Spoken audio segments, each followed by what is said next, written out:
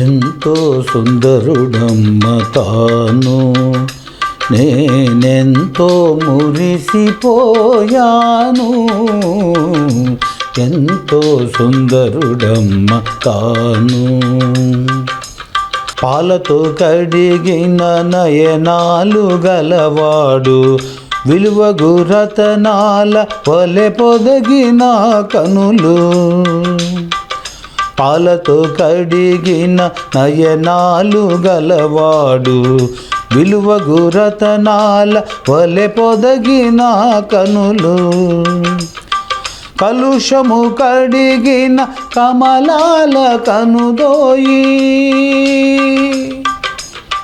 కలుషము కడిగిన కమలాల కనుదోయి, విలువైన చూపొసగి పరమేరి తనయుండు.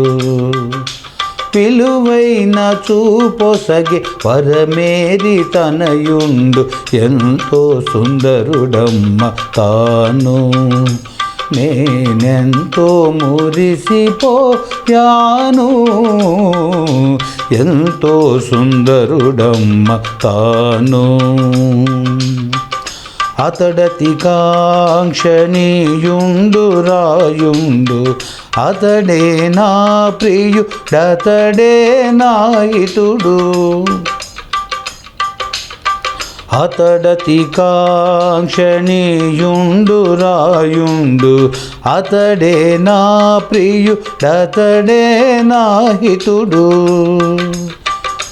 అతని నోరతి మధురాతి మధురంబు. అతని నోరతి మధురాతి మధురంబు. అతని పలువరుస పగడాల సరివరుస. అతని పలువరుస ముత్యాల సరివరుస. ఎంతో సుందరుడమ్మ తాను, నేనెంతో మురిసిపోయాను.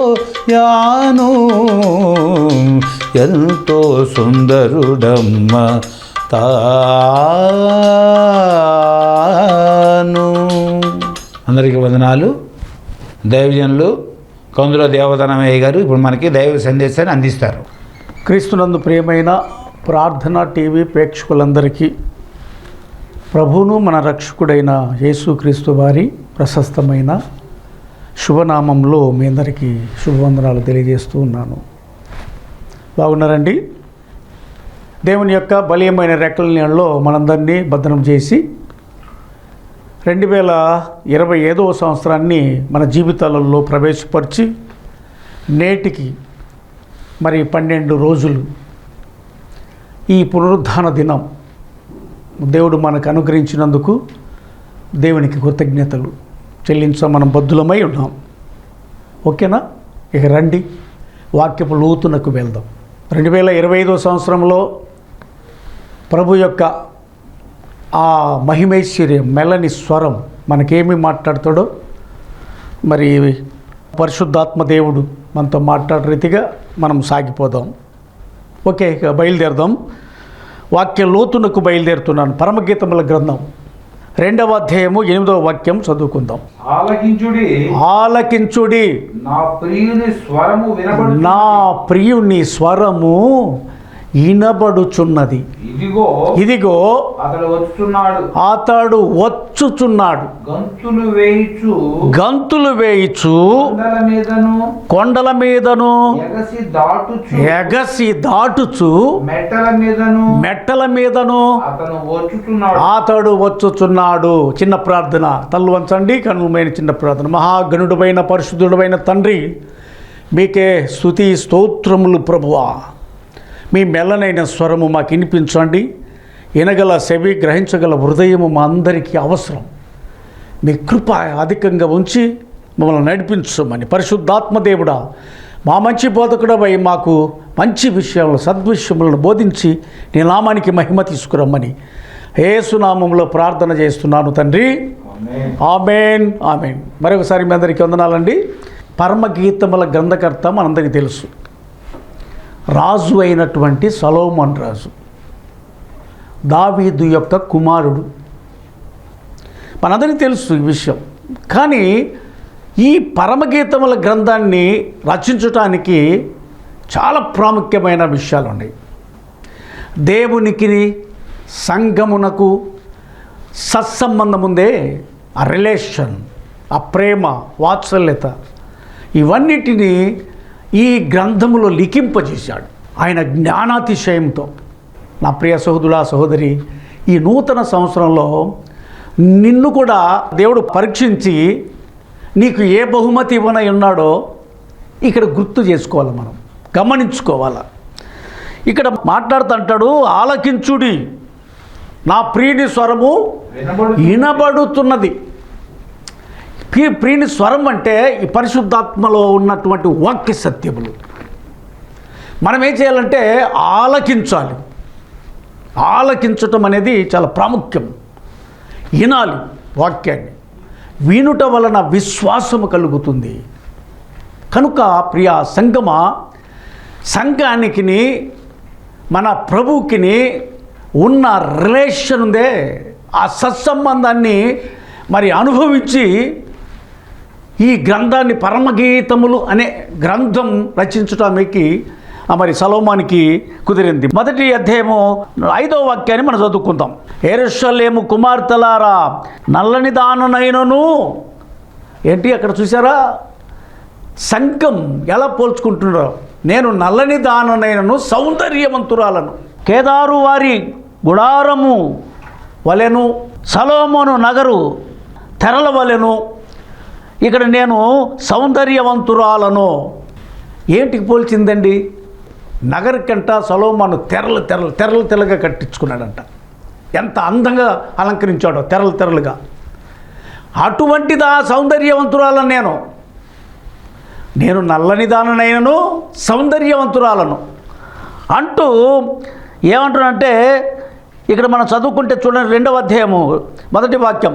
షారోను పొలములో నేను శారోను పొలములో పూయు పుష్పము వంటి దానను లోయలలో పుట్టు. ఎట్లంట? నేను నల్లని దానను అనుకుంటున్నారేమో, నల్లని దాననైనను సౌందర్యవంతురాలను.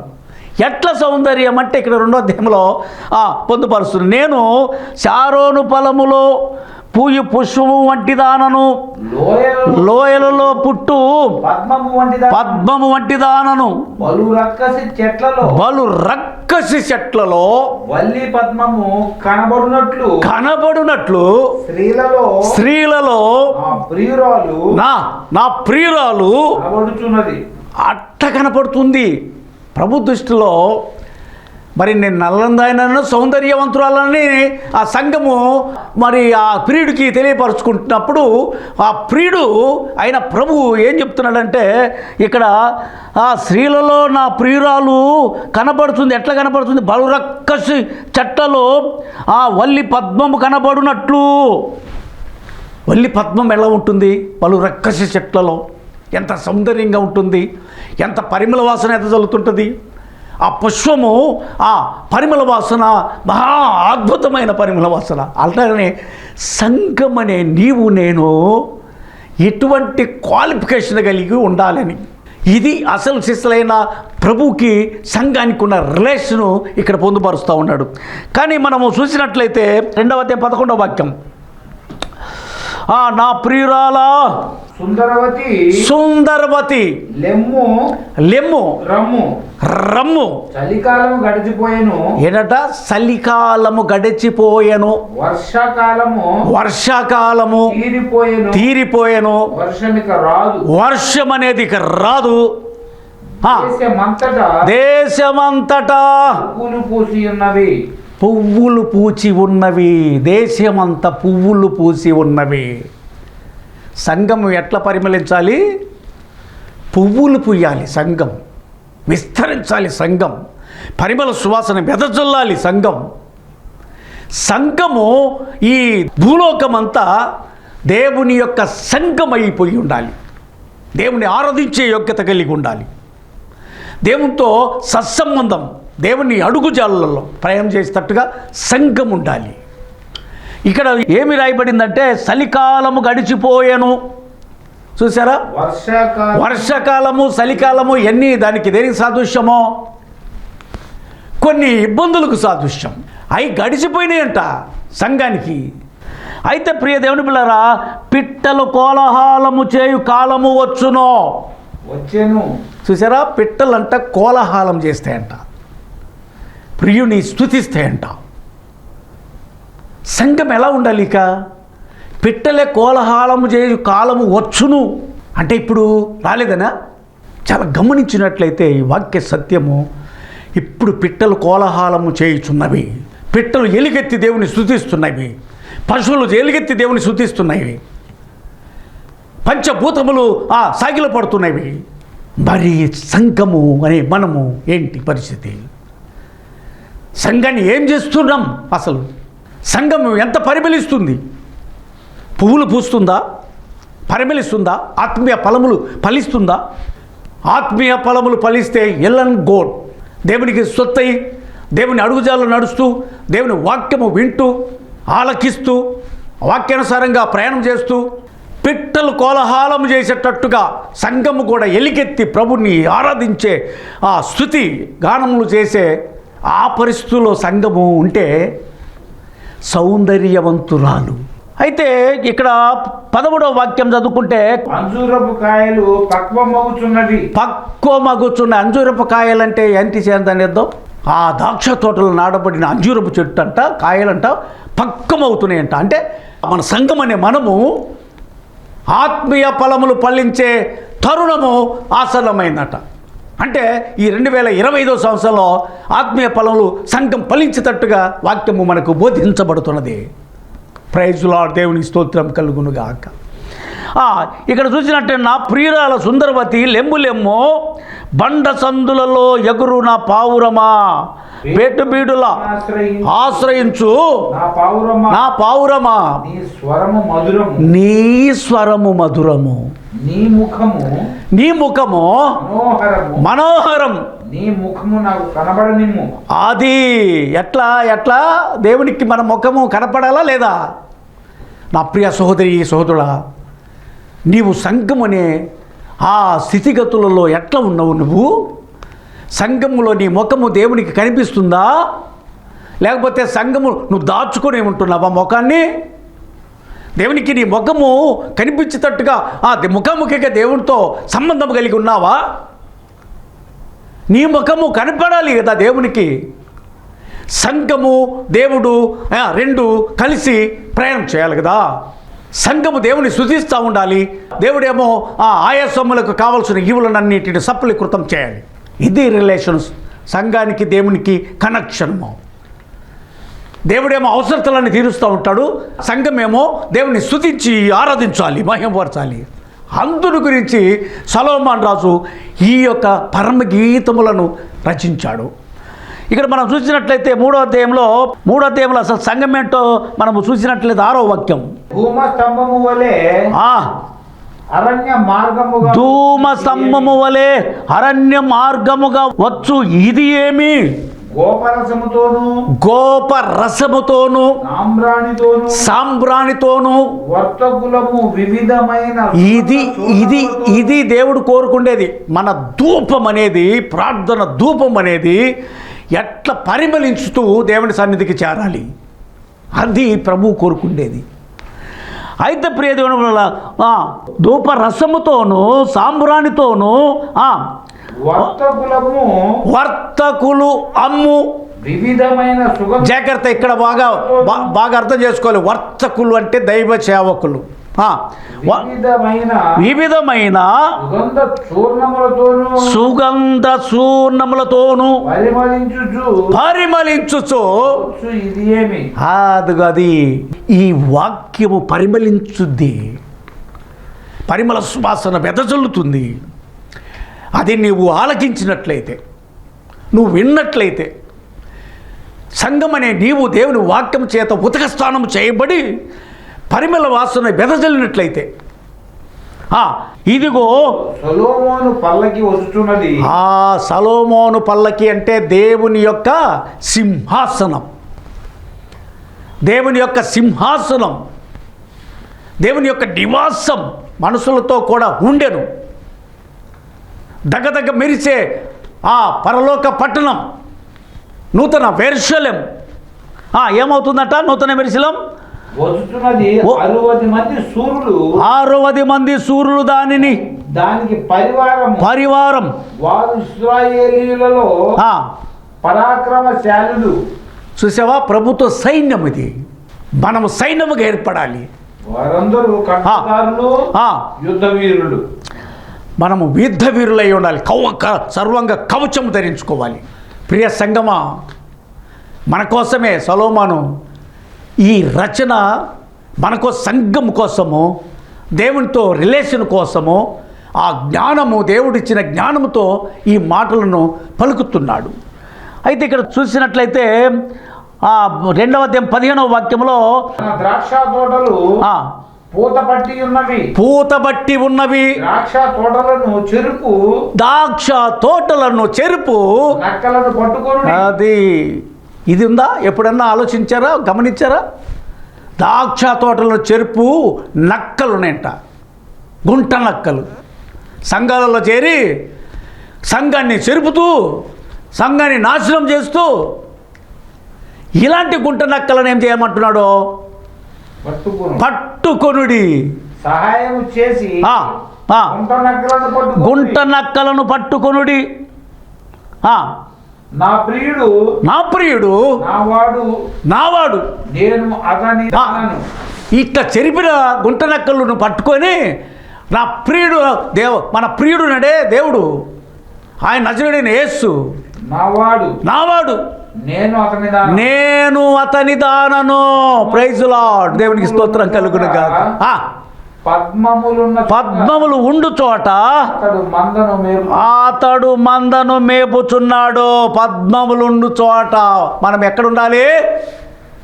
పద్మములుండు చోట, పరిమళ వాసన ఎదజల్లే చోట, సంఘ సువాసన పరిమళించే చోట, ప్రార్థన ధూపము ఎలుగుతున్న చోట, ధూపము దేవుని సన్నిధికి వెళ్తున్న చోట మనం ఉండాలి. అది చెప్తున్నాడు. పరమగీతముల యొక్క రహస్యం ఇది, తాత్పర్యం ఇది. అయితే నా ప్రియ దేవుని బిడ్డలారా, 14వ వాక్యము, అదే 2వ అధ్యాయం 14వ వాక్యంలో ఒక మాట ఉంది. బండ సందులలో ఎగురు నా పావురమా, నా పావురమా, నీ స్వరము ఎట్లా ఉండాలి? మన స్వరము మధురంగా ఉండాలి. దేవుని సన్నిధిలో మనం వెళ్ళి ప్రార్థన చేస్తూ ఉంటే మన స్వరము ఎట్లా మారుద్దంటే మధురంగా మారుతుంది. మధురములో నుంచి, మధురం అంటే జుట్టు తేనె దారుల కంటే మధురమైన ఆ దేవుని వాక్యం అది. ఆ వాక్యము మన నుంచి ప్రజలింపబడితే మధురం, ఇనుచున్న వారికి మధురం, సంఘానికి మధురం, సంఘ శ్రేయస్సు, ఆధ్యాత్మిక జీవితంలో ఎదగటానికి. ప్రియ సంఘం, ఇక్కడ చూసినట్లయితే మనము పరిశీలించట్లయితే మరి 5వ అధ్యాయము 9వ వాక్యములోనికి వెళ్దాం. స్త్రీలలో అధిక సుందరి, స్త్రీలలో అధిక సుందరి అంటే ఎవరు? సంఘం. ఈ స్త్రీలు కాదు, స్త్రీలలో అధిక సుందరి వగుదానంటే సంఘం. క్రీస్తు స్వరక్తముతో కట్టబడిన, కొనబడిన ఆ సంఘం, కడగబడిన సంఘం. అది స్త్రీలలో అధిక సుందరి వగుదానంటే మన సంఘం అనే మనము దేవునికి అతి ప్రియమైన వారిమి, అతి సుందరమైన వారిమి. అందుకే విడువక దేవుడు ప్రేమిస్తాడు మనలా, ఎడబాయడు మనల్ని. మనం ఎన్ని చేస్తున్నా ఎడబాయని దేవుడు. అందుకే ఆ ప్రేమ రిలేషన్. ఏరే ప్రియుని కన్నా నీ ప్రియుని విశేషమేమి? నీవు మా చేత ప్రమాణము చేయించుకొనుటకు. చూసావా, సంఘములో నువ్వు ప్రమాణం చేస్తావు, సాక్ష్యం పంచుతావు. ఎందుకని? దేవునికి మనకు రిలేషను. నా జీవితం ఇది, నన్ను ఇట్ట మలిచాడు దేవుడు అని సంఘం ఎదుట, పెద్దల ఎదుట, సంఘములో నువ్వు ప్రమాణము చేస్తావు, సాక్ష్యమును పంచుతావు. నా దేవుడు ఇంత గొప్పవాడు, నాకు ఇంత గొప్ప కార్యము చేశాడు అని చెప్తాం. అది సంఘ రిలేషన్. నా ప్రియుడు అసలు అక్కడ వర్ణనాతీతము వేరే ప్రియుడి కన్నా నీ ప్రియుడి విశేషం ఏమిటంటే మనం చెప్పాల్సినది ఏంటో తెలుసా? నా ప్రియుడు సంఘము ఎత్తి ఎలుగెత్తి చెప్పాల్సిన విషయాలు ఇవి. ఎలుగెత్తి చెప్పాల్సిన విషయాలు నా ప్రియుడు ధవళవర్ణుడు, ధవళవర్ణుడు, రత్నవర్ణుడు, రత్నవర్ణుడు, 10,000 మంది పురుషులలో 10,000 మంది పురుషులలో అతన్ని గుర్తింపవచ్చును. అది విషయం. మన దేవుని మనము గుర్తుపట్టాలి. రుచి చూచి వెరిగి తిని యెహోవా ఉత్తముడు అని. అంత లోతైన అనుభవంలోనికి వెళ్తే అప్పుడు గుర్తుపడతాం. ప్రభుని గుర్తుపట్టాలంటే మామూలు పని కాదు. మన జీవిత సరళి ఎట్లా ఉండాలంటే ఈ నూతన సంవత్సరంలో సమస్తం నూతనపరచబడాలి. క్రొత్త విషయాలు మన నుంచి ప్రజ్వలింపబడాలి, ఉత్తేజపరచబడాలి. ఆ వెలుగులో తేజరిల్లబడాలి మనం. అప్పుడే ఆయన చూస్తాం. నా ప్రియుడు ధవళవర్ణుడు, రత్నవర్ణుడు, 10,000 మందిలో పురుషులలో అతన్ని గుర్తింపవచ్చును. గుర్తించవచ్చును. అటువంటి ధవళవర్ణుడు నా ప్రియుడు. ఆయన సొగసు మనం ఎవరిన వర్ణతీతం. ఆ స్వరూపాన్ని మనకి ఇచ్చాడు దేవుడు. అందుకే దేవుడు మనల్ని ఎక్కువగా ప్రేమిస్తాడు. ఆ స్వరూపం మంది, దేవుని స్వరూపం మంది. ఈ అలంకరణ మనకు ఉందంటే సేమ్ డిట్టో దేవుని స్వరూపం. వాని నాచకరంధంలో ఆ స్వరూపాన్ని నిర్మించి నాచకరంధంలో జీవాత్మను ఉత్తే జీవాత్మ అయ్యాను. నరుడు జీవాత్మ అయ్యాను. మనం జీవాత్మ అయ్యాము. ఆయన స్వరూపమే. అతని శిరస్సు అపరంజి వంటిది. అతని తల ఎంటుకలు కాకపక్షముల వలె కృష్ణవర్ణములు. అంటే ఏంటి కృష్ణవర్ణము? ఆకాశం చూసావా ఎప్పుడన్నా? ఎట్లా వర్ణములు కనపడుతుందో నీళ్ళని చూసావా ఎప్పుడన్నా? అది వర్ణనాతీతము. కనుక ప్రియ దేవుని బిళ్ళరా, సరే ఈ విధంగా వర్ణిస్తా. అవి నొక్కులుగా కనబడుతున్నాయి. అది చూసావు, మన ఎంటుకలు, ఆయన ఎంటుకలు ఎలా ఉంటాయి అన్నది పోల్చాడు సొలొమోను రాజు. ఆయన ఎంటుకలు ఎలా ఉంటాయి, ఆయన ఏంటి, ఆ సొగసు ఏంటి, ఆ సంఘానికి ప్రియుడెట్టయ్యాడు, ఆయన ఎంత అందము కలిగిన వాడు, సౌందర్యం కలిగిన వాడు. ఈ సౌందర్యం కలిగిన ఈ స్థితిగతులు సంఘానికి ఎలా సౌందర్యం ఇచ్చాడు, ఆ నల్లని దాన్ని అయినను సౌందర్యవంతురాలుగా ఎలా తీర్చిదిద్దాడు, ఈ విషయాలన్నీ పొందుపరిచాడండి. అయితే ప్రియదేవుని బిడ్డలు ఇక్కడ చూసినట్లయితే అతని నేత్రములో నదీ తీరములందుండు గువ్వలు ఎప్పుడైనా చూసావు నదీ తీరంలో? ఆ నేత్రాలు చూసావు, గువ్వలు ఎట్టుంటాయో మిన మెరుస్తుంటాయి. నదీ తీరంలో ఉండే ఆ గువ్వ పక్షులు పావురం వలె ఉంటాయి, కానీ గువ్వలుగా ఉంటాయి. అవి ఏమవుతాయంటే పాలతో కడగబడినట్టున్నవి, అవి చక్కగా తాల్చిన రత్నముల వలె ఉన్నవి. అతని చెక్కిళ్ళు, ఆ చెక్కిలను కూడా వర్ణిస్తా ఉన్నాడు. పరిమళ పుష్పములు, పుష్పస్థానములు, సుగంధ వృక్షముల చేత శోభిల్లు, ఉన్నత భూభాగములు. దేవుని ఎలా రూపమో చూసారా? అయితే ఈ విధంగా వర్ణిస్తే మరి ప్రభు కూడా ఏ విధంగా వర్ణిస్తున్నాడో 6వ అధ్యాయం 10వ వాక్యంలో మనం చూసినట్లయితే మనకు తేటగా అర్థమవుతుంది. 6వ అధ్యాయము 10వ వాక్యం. సంధ్యారాగము చూపట్టుచు చంద్రబింబమంత అందము గలదై సూర్యుని అంత స్వచ్ఛమును కళలును గలదై ఊహిత సైన్య సమభీకర రూపిణియగు ఈమె ఎవరు? చూసావా, నా ప్రభువు ఎంత సంఘాన్ని పోలుస్తాడో. ఆమె ఇలాగ పోలిస్తే ఆయన అవయాలన్నీ, ఆ పక్క నేత్రాలన్నీ, ఆయన చెక్కిళ్ళను, ఆ యొక్క పరిమళించే పరిస్థితులన్నీ పోలిస్తే మన ప్రభువు కూడా మనల్ని ఈ విధంగా పోలుస్తున్నాడు. సంధ్య రాగము చూపట్టుచు చంద్రబింబం అంత అందము గలదై సూర్యుని అంత స్వచ్ఛమును కలలు గలదై ఊహిత సైన్య సమభీకరకు ఈమె ఎవరు? ఎవరిమే? లోయలోని చెట్లు ఎట్లున్నావో, లోయలలో అంటే ఇదివరకు జీవితం ఎట్లా ఉందో అనేది, లోయ జీవితంలో ఉన్నావునా, చూచుటకు ద్రాక్ష వల్లులు చిగిర్చెనో ఆ, లేదో, దాడిమ్మ వృక్షములు పూత పట్టెనో లేదో, పూత పట్టెనో లేదో చూచుటకు నేను ఆ, అక్షోట వృక్షోద్యానమునకు వెళ్ళి తిని తెలియకయే. చూసావా, మనం వెళ్ళాలండి దేవుని సన్నిధికి, అక్కడే మనకు అన్ని దొరుకుతాయి. ఈ పరిశుద్ధ గ్రంథములో ఉన్న సత్యమే, వాక్యమే మనకు పాదములకు దీపము కానీ మన త్రోవలకు వెలుగు కానీ. కనుక ప్రియ దేవుని బిళ్ళరా, ఇక్కడ చూసినట్లయితే మనం 7వ అధ్యాయానికి ఒకసారి వచ్చినట్లయితే అక్కడ ఒక వర్ణతీతం ఉన్నది. చూద్దాం 7వ అధ్యాయం 1వ వాక్యం. రాజకుమార పుత్రిక. మన సంఘం ఏంటంట, మన రాజు ఎవరు? యేసు ప్రభుల వారు. మనము ఆయన పుత్రికలమంట. సంఘము ఆయన పుత్రికలమండి. ఇంకా మనకు గమనించామా, గుర్తు చేసుకున్నా, రాజకుమార పుత్రిక నీ పాదరక్షలతో నీవెంత అందముగా నడుచుచున్నావు. నీ ఉరువులు శిల్పకారి చేసిన ఆభరణ సూత్రాలు. చాలండి. శిల్పకారుడు మన ప్రభు మనలా నిర్మించాడు. ఆయన జీవాత్మను ఊదాడు, సంగముగా తీర్చిదిద్దాడు. మనం ఏం చేయాలంటే కేవలం ఆయన ఆశపడేది నువ్వు శుద్ధంగా ఉండి పరిశుద్ధంగా ఉండి ఆయన ఆరాధించమని. ఇంక నువ్వేం చేయాల్సిన అవసరం లేదు.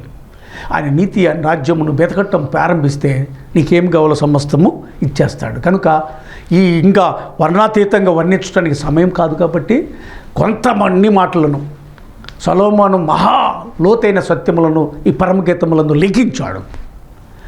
ఆయన జ్ఞానము, దేవుని జ్ఞానము, సూలమ్మితి, మరి ప్రియురాలు, ఈ విషయాలను సంఘమును దృష్టిలో పెట్టుకోవాలి. మనములను దృష్టి పెట్టుకోవాలి. మన సంఘం ప్రభుని దృష్టిలో పెట్టుకోవాలి, పరమ తండ్రిని. అప్పుడు ఈ గ్రంథాన్ని మనము చదివితే పరలోక విషయాలు, పరమ గీతములు పాడుతాం మనం. కనుక ప్రియ దేవుని బిడ్డలారా, ఈ విషయాలలో కొన్ని విషయాలు మనం నేర్చుకున్నాం. సంధ్య రాగము చూపట్టుచు చంద్రబింబం అంత అందమైన వారిని మనము. సంఘం ఎంత అందంగా ఉంటామో తెలుసా? మన ప్రియుడు ధవలవర్ణుడు, రత్నవర్ణుడు, 10,000లలో ఆయన గుర్తించే ఆ సౌందర్యము మన ప్రభుది, రక్తవర్ణుడు. కనుక ప్రియ దేవుని బిడ్డలారా, మనం ఇవన్నీ వినటం కాదు కానీ ఆచరించి నూతన సంవత్సరంలో సంగమగా ఏర్పాటుబడి సుందరివతిగా, నల్లని దానని కాదు, నేను సుందరవతిని అని చెప్పే ఆ క్వాలిఫికేషన్కి ఎదగాలని కోరుతూ ఈ 2025వ సంవత్సరంలో నీ జీవితంలో ఎన్నెన్ని ఉన్నాయో అవన్నీ తొలగించుకొని ఆ చీకటి బ్రతుకంతా తీసివేసుకొని ఆ నల్లని జీవితం అంతా తీసివేసుకొని సౌందర్యవంతురాలుగా తీర్చిదిద్దబడాలని ప్రభు అట్టి కృప మన అందరికీ, సంఘాలకన్నిటికీ దేవుడు దయచేయాలని కోరుతూ ఈ మాటలు నేను ముగించేస్తున్నా. దేవుడి మాటలను దీవించి ఆశీర్వదించునుగాక. ప్రార్థన చేసుకుందాం. తల్లు వంచండి, కళ్ళు. మహాగణుడమైన పరిశుద్ధుడమైన తండ్రి, స్తోత్రములు నాయన. ఈ పరమగీతముల గ్రంథంలో ఉన్న కొన్ని విషయాలు మాతో మీరు మాట్లాడినందుకు కృతజ్ఞతలు. ఈ మాటలు విన్న ప్రతి హృదయము తాకి నాయన, సంఘము ప్రియుడు మీరే, ప్రభు అయిన క్రీస్తు రిలేషన్ కలిగి జీవించి నల్లని జీవితము తీసివేసుకొని సౌందర్య జీవితంలోనికి ప్రయాణం చేసే కృప ఈ నూతన సంవత్సరంలో ప్రతి వ్యక్తికి దయచేయమని, ఈ వాక్యాన్ని ప్రజలింపజేసినందుకు కృతజ్ఞతలు చెల్లిస్తూ ఇన్న ప్రతి బిడ్డను దీవించి ఆశీర్వదించమని యేసునామములో ప్రార్థన చేస్తున్నాను తండ్రి. ఆమేన్, ఆమేన్, ఆమేన్. మన తండ్రి అయిన దేవుని నుండి, కుమారుడైన యేసు క్రీస్తు ప్రభుల వారి నుండి, పరిశుద్ధాత్మ దేవుని అన్యోన్య సహవాసము సన్నిధి సదాకాలము తోడై ఉండునుగాక. ఆమేన్, ఆమేన్, ఆమేన్. మరి ఒకసారి మీ అందరికీ వందనాలండి. Praise lord.